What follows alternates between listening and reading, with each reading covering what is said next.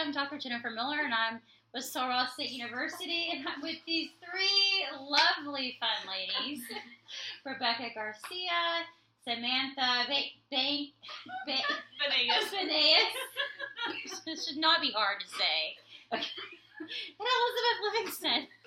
And we are excited because we spent today learning about STEM and really just getting to meet some professionals in the field and having just a fun day, getting to know other new teachers and other professors, and it was just a great day of learning.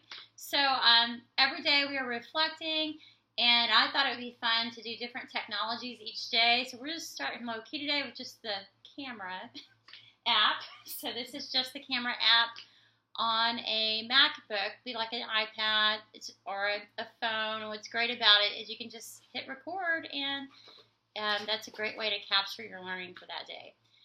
Very easy to use. Okay, so I have had each one of us, even myself included, think about what we learned today and how will we take this back to the classroom. So I'm going to ask our new teachers to kind of share what they learned today and how they plan to take it back to the classroom. I'll go first. Today was just an introductory day, and our guide, Stephen, talked while we were sitting together in one of the classrooms, and then we went in to view this large swimming pool where the astronauts go in and they practice in their suits as they would be out in outer space. During their time, after they get used to being in the pool, they up the hours, and so when they're in the pool, they up it up to about 6 hours. And they have to stay in the pool for 6 hours and do some practice work.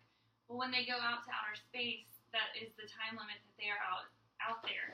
And they have to stay out there for the 6 hours. So even if they are finished before the 6 hours is up, they have to find something else to do out there because it is so expensive to send them out the door for anything less than 6 hours. So he was saying that their time is very valuable, and it's very important that they use that time and continue to do work, so then that way, it makes it worth it.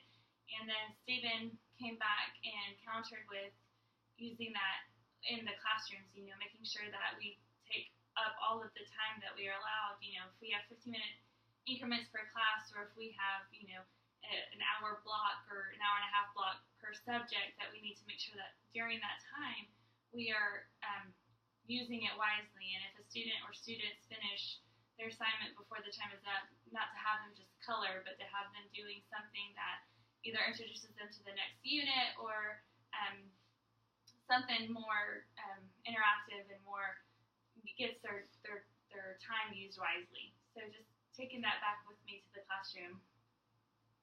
That's amazing. Go ahead.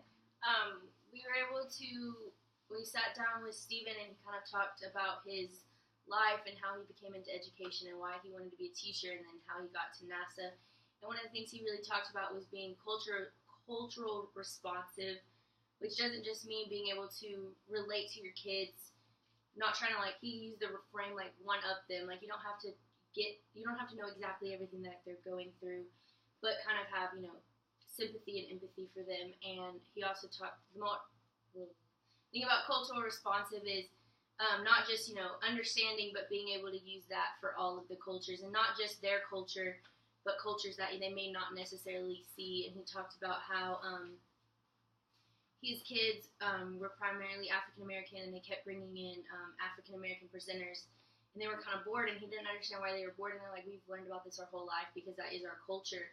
So then he brought in some Chinese exchange students, and the kids were blown away with how much they learned about the Chinese culture that they really didn't know. And so using that in the classroom is important, because instead of teaching them maybe about their culture, teach them about other cultures that they may have no idea. And there's tons of resources that you can use in the classroom to help with that.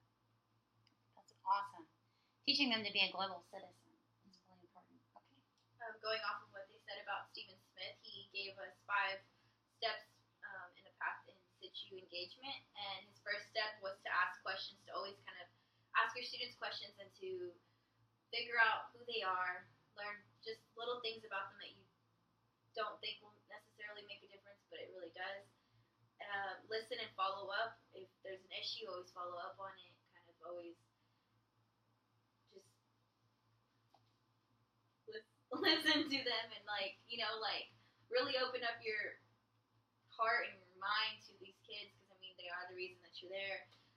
Elicit stories.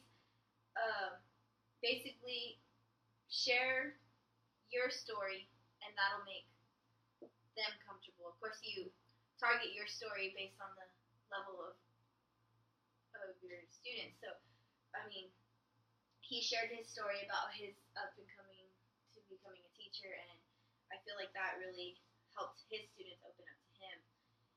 And all together, this will lead to making connections with your class. Wow, you guys are really one step ahead of, I think, other students already. And this is just day one. So what's really cool that I learned about today